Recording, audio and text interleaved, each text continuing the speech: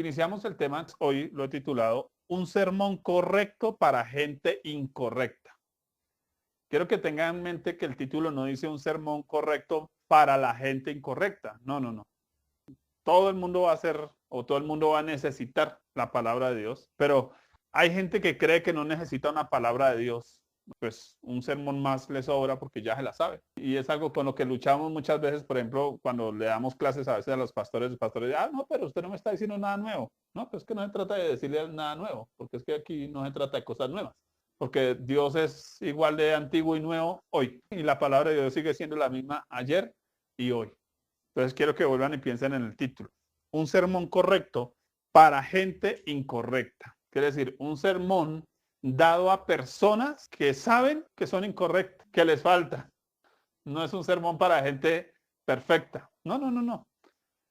Vamos a ver a Juan iniciando su ministerio, situados en Lucas capítulo 3, versículos 1 al 18. Voy a arrancar un poquito con lo histórico. Me llama la atención cómo arranca, porque si leemos el versículo 1 y 2, nos vamos a dar cuenta que Lucas nos ubica cronológicamente, nos ubica en la fecha prácticamente exacta. Mejor dicho, no nos pudo dar más indicaciones porque no podía. Si hubiera tenido celular, nos deja la ubicación exacta donde estaba Juan el Bautista también.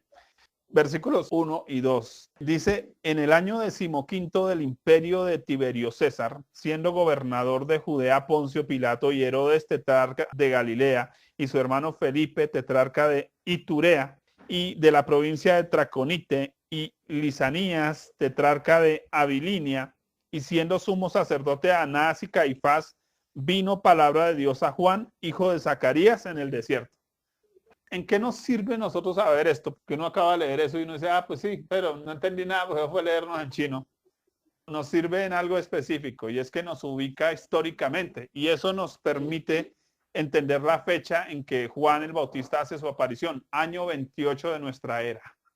Nos dice algo más Lucas 80, capítulo 1, versículo 80, nos dice que Juan estuvo desde niño en el desierto y eso nos hace pensar en el carácter de Juan, porque si uno piensa en Juan como profeta, no se parece a los profetas de hoy en día, ¿no? No sé si les contaba yo, en Ibagué, el pastor Simón Torres, recién fallecido, amigo nuestro, invitó a una profeta a la iglesia.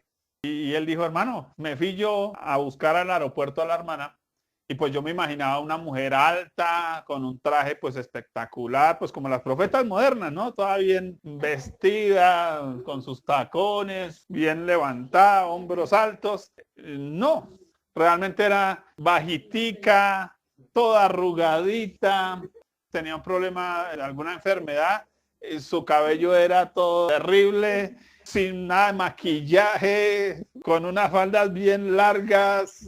Él dijo, no, esta no puede ser la que yo invite a la iglesia. El hombre se reía, decía, no, pero ¿cómo? Sin conocerla. Pero cuando esa mujer abrió la boca en la iglesia, eso fue impresionante. Entonces, uno mira a Juan el Bautista y su apariencia con piel de camello y dice, oiga, pero este profeta de Dios, como que no encaja ni siquiera en la vestimenta de su sociedad, porque imagínense ustedes los fariseos cómo se vestían, los sacerdotes cómo se vestían. Y pues la gente del pueblo se vestía normal, ya con tela, ¿cierto? Con sus túnicas. Pero uno ve a Juan el Bautista, descoordina con la moda totalmente.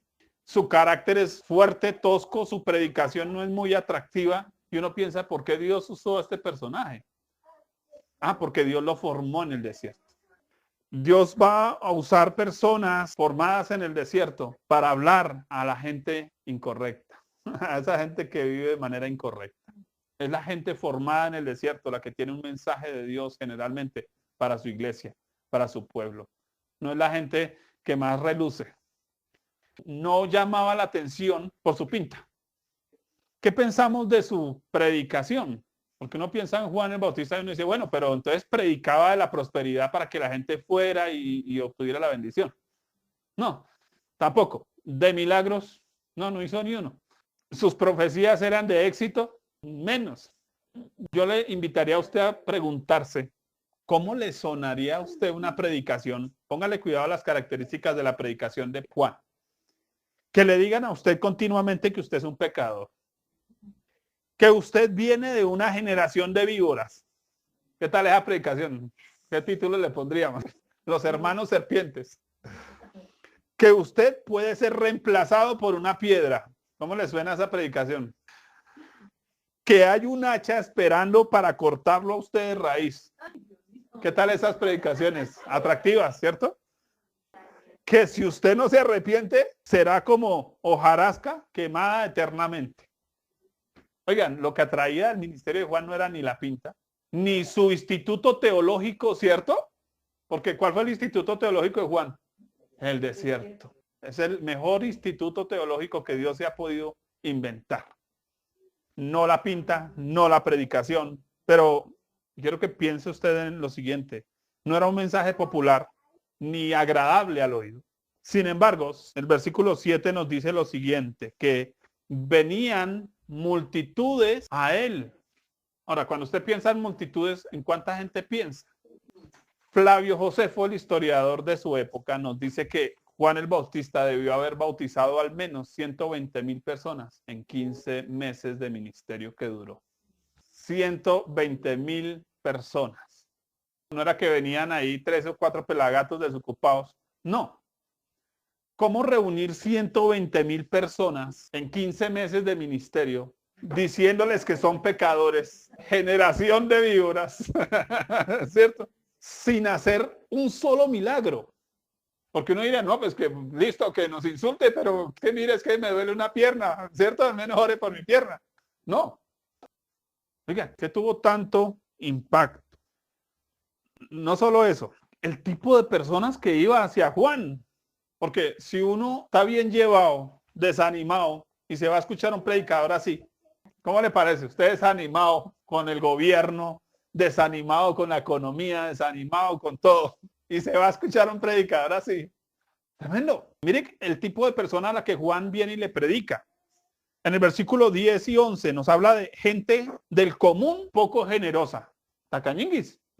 Juan viene y les predica a ellos. Versículos 10 y 11 dice, y la gente le preguntaba diciendo, entonces, ¿qué haremos?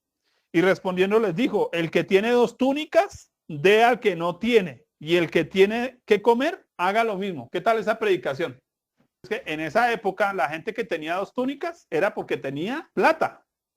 Y nos dicen comparta. Pero no dice tráigame la plata a mí y yo oro por ti. Llévesela a los pobres. Tremendo el mensaje. Porque imaginen que yo llegaba a la predicación de Juan el Bautista y me decían, mire, y si usted tiene 2 túnicas, dele la otra a alguien. Tremenda enseñanza, directa. Juan no se andaba con rodeos. Cobradores de impuestos acostumbrados a chantajear a la gente. Versículos 12 y 13 dice, vinieron también unos publicanos para ser bautizados. Oiga, ¿cómo atraer a gente avara a la iglesia? Si la mayoría de la gente dice, no, pues es que en la iglesia me van a sacar la plata. Pero ellos vienen inclusive preguntando, ¿qué hacemos? Él dijo, no exijáis más de lo que está ordenado. Hagan bien su trabajo. No le saquen la plática a la gente a las maletas. Cobren lo justo, cobren lo correcto. Si ustedes son como mañositos, dejen las mañitas. Ahí está la predicación de Juan. Una predicación de esas hoy nos saca corriendo. Militares extorsionistas, versículo 14. También le preguntaron unos soldados diciendo, nosotros, ¿qué haremos?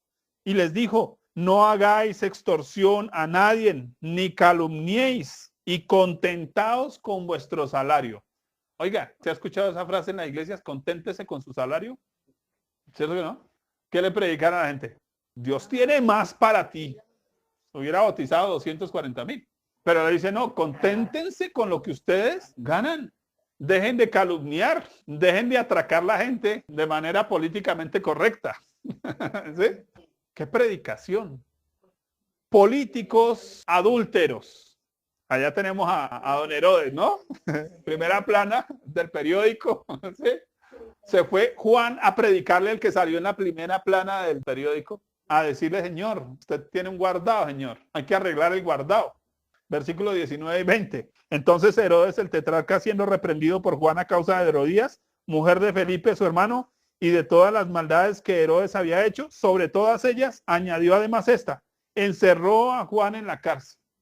Oiga, ¿cuántos predicadores estarían dispuestos a ser encerrados en la cárcel por decir la verdad?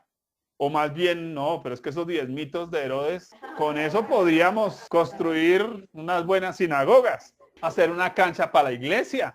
Entonces no importa cómo vivan los hermanos, pero desde que diezmen harto, ese es el lío. Entonces pensemos en este ministerio de Juan y qué tan dispuesto estuvo aún a ser encarcelado precisamente por predicar un mensaje correcto a personas incorrectas. Hay dos cosas en común en estas personas. Tenían vidas notablemente incorrectas. Los unos tenían túnicas de sobra, los otros extorsionaban, los otros cobraban impuestos a las maletas y el otro tenía por allá un guardado con la cuñis. Y en segundo lugar, todos, excepto Herodes, hicieron la misma pregunta. ¿Cuál fue? ¿Qué haremos? Y eso nos lleva a pensar un poquito que a veces nosotros creemos que el evangelio es lo que Dios hace por nosotros, pero eso es solo la mitad del mensaje. El otro mensaje es, ¿y usted qué va a hacer con lo que escuchó? Porque la mayoría de mensajes es, ven y yo te transmito la unción, ven y yo te transmito la prosperidad. Transmiten todo y entonces, ¿qué tiene que hacer la gente? Nada, usted solo traiga la plata y siéntese ahí y diga amén a todo. Pero el mensaje de Juan el Bautista llevó a la gente a una pregunta. ¿Cuál? ¿Qué haremos? ¿Vamos a tener un verdadero avivamiento el día que las personas empiecen a preguntar?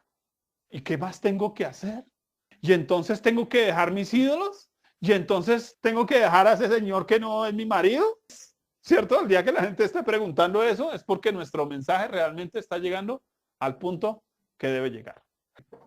¿Qué causó tal disposición de cambio en las multitudes? En primer lugar, Juan presentó una visión asequible del arrepentimiento. Mire lo que dice el versículo 3. Y él fue por toda la región contigua al Jordán predicando el bautismo del arrepentimiento para perdón de pecados. A veces uno lee los textos y no los entiende porque no los lee de acuerdo al contexto en su cultura. Entonces quiero que pensemos qué opciones tenía la gente para arrepentirse. Habían 3 opciones. 1, ir a las sinagogas. 2, ir al templo. Y 3, ir a Juan el Bautista. Las únicas opciones para tratar con el asunto de su pecado. Si usted iba a los fariseos y los escuchaba, usted salía sintiéndose peor que antes. ¿Por qué? Porque usted los veía y decía, pero me toca ser como ellos, me toca orar como ellos, vestirme como ellos, tener lo que ellos tienen. Yo me acuerdo que antiguamente uno veía a esos siervos de Dios que predicaban que los visitó el ángel Miguel, el ángel Gabriel, y entonces uno decía, uy, qué envidia. Y entonces para ser espiritual, tengo que estar buscando, Señor, y Dios envía a tus ángeles y que Dios los vea y los escuche, y entonces ahí sí, como que voy a parecerme a ese estándar. La gente iba a buscar algo de mensaje de arrepentimiento a los fariseos y los fariseos sacaban la lista y decía así, tienes que parecerte a mí. Y le pasaban la lista. Y entonces, ¿cómo terminaba la gente? Más frustrada que antes. Es decir, ¿cómo arreglo mi problema si me toca hacer como estos? Había otra opción, ir al templo. Había un problema con ir al templo. ¿Cuál? Sí, Dios estableció ir al templo. Pero habían varios detalles. 1, ya no existía el arca del pacto en el templo. ¿Podríamos decir que ya presencia de Dios? No había. Había sacrificios, pero presencia de Dios, no. Y llevan muchos años así. 2, usted llegaba con su ovejita al hombro y se la presentaba al sacerdote, pero como ellos tenían un negocio redondo allá, el sacerdote generalmente le encontraba defectos a su ovejita. Y entonces él decía, no, su ovejita no sirve. Pero como había sido dedicada, ya no podía llevársela para la casa, entonces tenían que dejarla. Entonces ellos llegaban, la bañaban, la pulían y la revendían.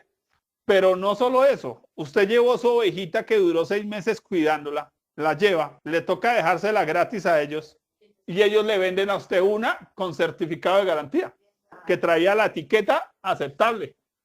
Usted terminaba pagando el doble, ofrendando el doble. ¿Usted quería deshacerse de su pecado? Pacte, dé más, ofrende más, siembre más y verá que se soluciona el problema. La gente cómo salía, pelada, los trasquilaban allá en un momentico y terminaban los unos, porque yendo a los fariseos se sentían peor de pecadores que antes, y los otros les salía caro el asunto del perdón. ¿Por qué? Porque usted pasaba la ovejita, firme aquí el certificado que usted entregó Y se iba usted con su certificado y seguía sintiéndose igual o peor de pecador. Y encima todo se sentía tumbado. ¿Qué otra opción aparece en la historia? Pues Juan el Bautista. Juan el Bautista dice arrepentidos para perdón de pecados. Así que, contrario a estas empresas especializadas en el arte del perdón, porque literalmente eran negocios del perdón, y es lo que la gente busca, solucionar su problema de su alma, sus complejos, sus conflictos, sus luchas, sus heridas. Llegan a la iglesia y si no es porque le sacan la lista de lo que no debe hacer y usted se siente peor de pecador que antes, le sacan el cheque para que usted lo firme. Usted termina mal. Contrario a esto, aparece Juan el Bautista predicando un arrepentimiento personalizado. Y esto es clave. Juan pone el perdón al nivel personal. Quiere decir, usted tiene problemas, arréglelo usted directamente con el interesado. ¿Cuál es el interesado? Dios. Casi que Juan pudiera haber dicho, ¿tienes problemas? Mira, ve y arrodíllate un momentico y habla con Dios del asunto. Oiga, y no tenía ni que pagar, ni que vestirse como los otros, ni comprarse las campanillas, ni toda la filactería que era un negocio también en su época. No, simplemente, oiga, convirtió el arrepentimiento en algo personal. Por eso es que acudían a él por multitudes. Sencillo, ¿cierto? Comprendemos el desespero de las multitudes y por qué la gente cuando escucha a Juan dice, no, eso es lo que nos toca, ponernos de acuerdo con quién. Pues con Dios, el asunto es con Dios, el asunto no es pagarle al pastor, no es decirle amén al pastor, no es comprar todos los CDs del pastor, no, el asunto es venir y hablar con Dios del problema. Qué tremendo eso. Eso es importante. Porque no había manera de ponerse de acuerdo con los sacerdotes o con los religiosos y salir bien librado. El arrepentimiento es un asunto que ellos podían ahora solucionar desde su propio corazón. ¿Por qué creerle a Juan? Porque uno dice, bueno, sí, pero apareció ese personaje allá. ¿Y por qué ellos le creen a Juan? Porque ellos pudieran decir, no, pero es que lo legal son las iglesias legalmente constituidas, esos grupos blancos, iglesias de garaje. Porque Juan era una iglesia de garaje, en comparación con los fariseos, que tenían todo un sistema, en comparación con el templo, que tenía todo un sistema. ¿Por qué escuchar a Juan? Bueno, por lo que Juan decía de sí mismo y que las escrituras respaldaban. Juan 1, 22 al 23. Le dijeron, pues, ¿quién eres? A usted le preguntan, ¿y usted quién es? ¿Y a usted quién lo nombró pastor? ¿Y a usted quién le dijo que predicara? ¿Quién eres? Para que demos respuesta a los que nos enviaron, a los del Ministerio del Interior que enviaron a preguntar a usted por qué abrió iglesia y con el permiso de quién. O los ancianos de la asamblea vinieron a preguntar, ¿y usted por qué abrió iglesia allá al lado? ¿Qué dices de ti mismo? Dijo, yo soy la voz de uno que clama en el desierto. Preguntan, ¿el desierto de quién? Porque no solo se está refiriendo Juan al desierto físico donde él vivió, del desierto del alma de cada corazón. Oiga, yo soy alguien que está clamando a ese desierto que hay en el corazón de cada uno. Ellos están buscando saciar su sed, su necesidad. Viven un desierto continuo. Y yo tengo una palabra para ese corazón seco. Hay una palabra para esos corazones. Enderezad el camino del Señor, como dijo el profeta Isaías. ¿Me está pidiendo un versículo de la Biblia? Sí, se lo tengo. Dios me llamó en Isaías. Tremendo. Dios no nos pone por cargos humanos. Dios nos llama de acuerdo a su palabra. Ellos entendieron el llamado de Juan. Es que ese hombre cuando nos habla, nos está proponiendo algo que no habíamos visto y que nos está sirviendo. ¿Por qué les estaba sirviendo? Porque se les notaba. Lo que se les estaba predicando estaba transformando sus vidas realmente. Al mismo tiempo que ellos entendían quién era Juan, la gente entendía las implicaciones de su ministerio, lo que les ofrecía una esperanza de salvación más al alcance de su mano. Versículos 4 al 6. Como está escrito en el libro de las palabras del profeta Isaías. Póngale cuidado a esto, que dice, voz del que clama en el desierto, preparad el camino del Señor, enderezad sus sendas. Todo valle se rellenará y se bajará todo monte y collado. Los caminos torcidos serán enderezados y los caminos ásperos allanados. Y verá toda carne la salvación de Dios. ¿Qué título le pondría usted al ministerio de Juan? Facilitador. ¿Por qué un facilitador? Usted tiene al frente una montaña, pero hay un valle, pero hay un camino torcido. Usted no logra ver lo que quiere ver al final. La gente está tratando de ver la salvación, de entender la salvación, pero no la logran ver porque hay montes, hay valles, hay caminos torcidos. Y entonces Dios trae a Juan ¿para qué? Bajar los montes, subir los valles, poner eso derechito para que usted logre ver lo que no ha visto. El trabajo de Juan el Bautista, ¿cuál fue? Facilitar a la gente el ver la salvación. En cambio, los fariseos complicaban la salvación y los otros mal usaban lo que ellos llamaban salvación porque no la ofrecían realmente. No la estaban ofreciendo. Usted ofrecía un sacrificio y quedaba igual. Usted podía ofrendar el doble, el triple y se sentía igual en el mismo problema. Pero Juan el Bautista, ¿qué hacía? Venga, papito, que usted no ha visto la salvación. Entonces, ¿su trabajo cuál era? Hacer que la gente viera la salvación. Por eso es importante aquí entender esto. Juan no les ofrecía algo, les preparaba para algo, para que vieran la salvación. El trabajo de un verdadero predicador no es darle a usted algo, es ayudarlo a preparar a usted para ese algo que Dios tiene para usted. Por eso no ofrecemos ni cargos, ni puestos, ni dinero. Le ayudamos a prepararse para que Dios le dé a usted los puestos, los cargos, el dinero, la salvación, todo lo que usted necesita. Sencillo. Y Juan presentaba un camino más personal hacia el Salvador, sin tantos obstáculos. Así que el trabajo de Juan era quitar obstáculos. El verdadero trabajo de un predicador debe ser simplificar. Sendas enderezadas, rellenar valles, bajar montes, enderezar caminos torcidos, allanar caminos ásperos. Facilitar. Ese es el trabajo. Facilitar. Para que la gente vea el reino de Dios. ¿Cuál es el resultado de facilitar? Versículo 6. Y verá toda carne la salvación de Dios. ¿Cuál es el objetivo? Que toda carne vea la salvación de Dios. Ahora sí comprendemos por qué las multitudes se acercaban al ministerio del profeta. Él presentaba un mensaje sin adornos, sin agregados, acercando a las personas a Dios y a Dios a las personas. Ofrecía una salvación personal, no dogmática ni sistemática. No era una salvación dogmática, no es que usted tiene que aprenderse punto 1, punto 2, punto 3. No se trata de eso. Era lo que los fariseos sí pedían. Ni sistemática. No, es que usted tiene que cumplir con el requisito tal para llegar a... No se trata de que usted tenga tales requisitos.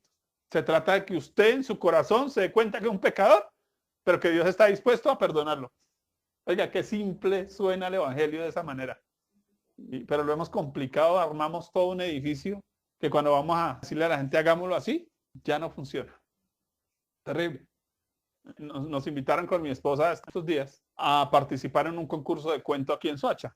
Y cuando nos pasaron los requisitos, solo leyendo los requisitos, ya me desanimé.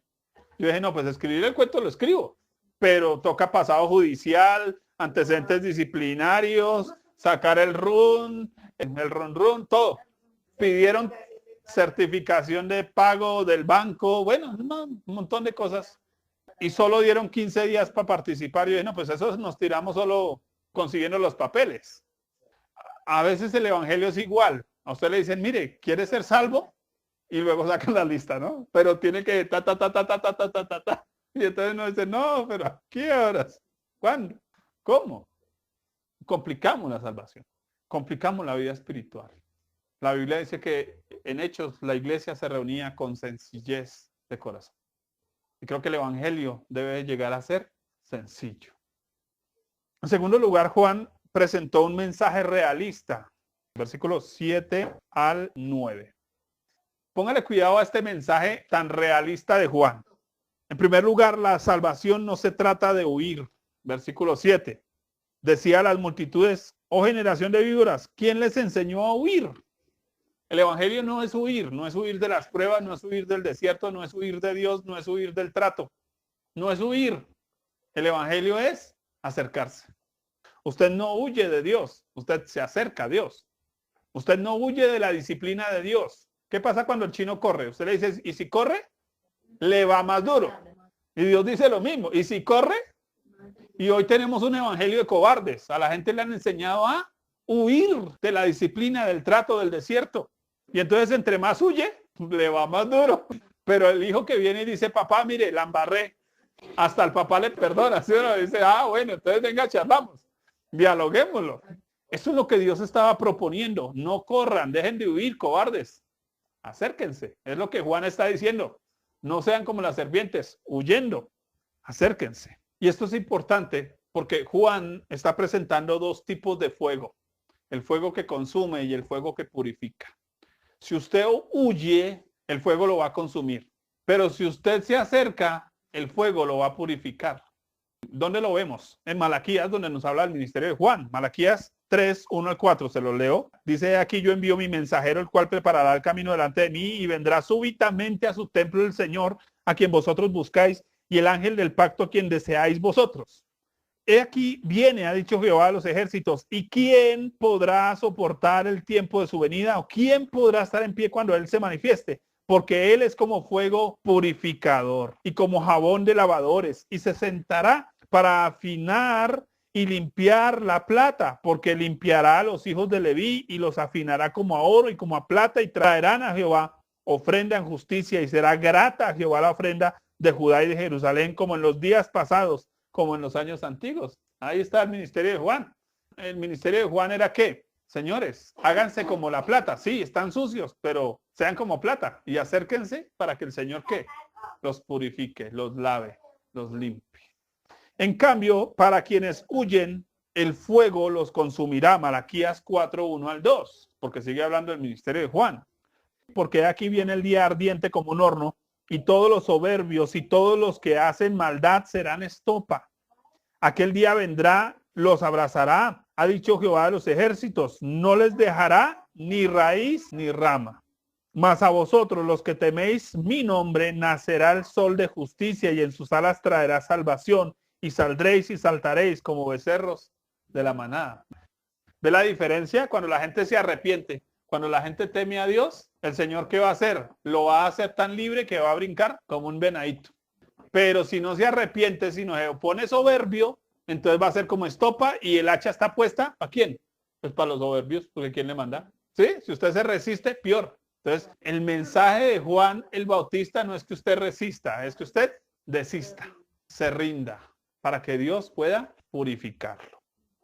Vemos ahí la importancia del ministerio de Juan el Bautista. Entonces recuérdelo, el hombre no se salva huyendo de Dios, sino acercándose a Dios. En tercer lugar, la salvación no se trata de simple pertenecer, porque ellos tenían el problema. Versículo 8, haced pues frutos dignos de arrepentimiento y no comencéis a decir dentro de vosotros mismos tenemos a Abraham por padre, porque os digo que Dios puede levantar hijos a Abraham aún de estas piedras.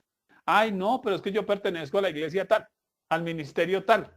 Es que yo tengo el título de doctorado en divinidades. Sí, claro, usted podrá tener el título de lo que se le da gana, pero si no está arrepentido, el título se le va a quemar. Con ese lo van a aprender a usted. Le echan gasolina, ponen el título en el favorito y con título y todo, chao. Juan les dice, no se trata que usted diga que es judío. Tiene que arrepentirse. Impresionante pensar en lo siguiente. Ser un pueblo extraordinario y vivir una vida extraordinaria son dos cosas diferentes.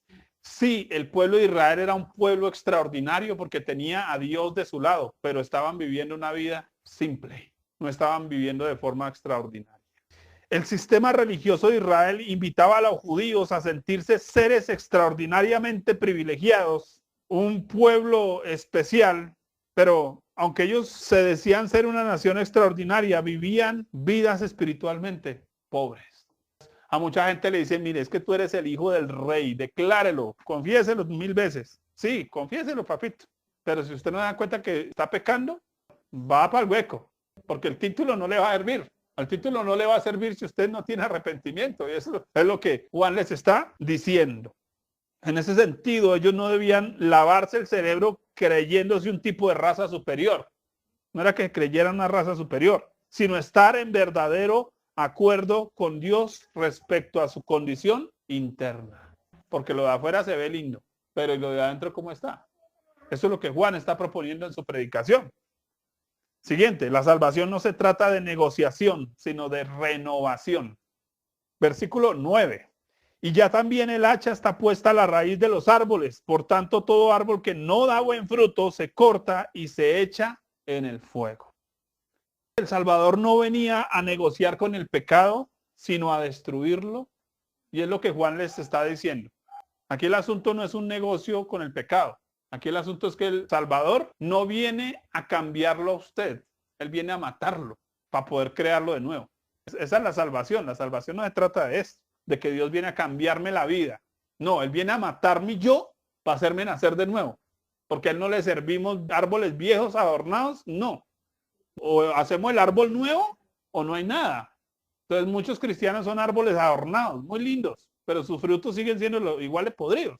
Si no nacen de nuevo, no hay. Por eso Él les dice, el hacha está puesta a la raíz de los árboles. El Salvador venía era a matarnos de raíz, porque el pecado solo se muere cuando lo mata de raíz, porque el problema no es el fruto, el problema es el árbol. El Señor vino a encargarse ¿de qué? Del árbol. Sencillo. Pero hay algo que es curioso aquí. No es Juan quien se va a encargar de los árboles, es el Salvador. Él no les está proponiendo el arrepentimiento para salvarse. Él les está proponiendo el arrepentimiento para ponerse de acuerdo con Dios en que están mal y que necesitan ayuda. Ese es el verdadero punto. Por eso ellos preguntan allá en el versículo 10, ¿qué haremos? ¿Cómo dar frutos? Y entonces Juan habla del fruto de arrepentimiento. ¿Qué es fruto de arrepentimiento? Haga ajustes reales en su vida y conducta. Pero ¿sabe qué me impacta de Juan? Que no les puso una tarea difícil. Dejen de fornicar, dejen de adulterar, dejen de mentir. No, arranquen a ser generosos con el prójimo, a dejar de extorsionar, a sacar un poquito más de lo que debieran. Dejen de pedir más de lo que necesitan.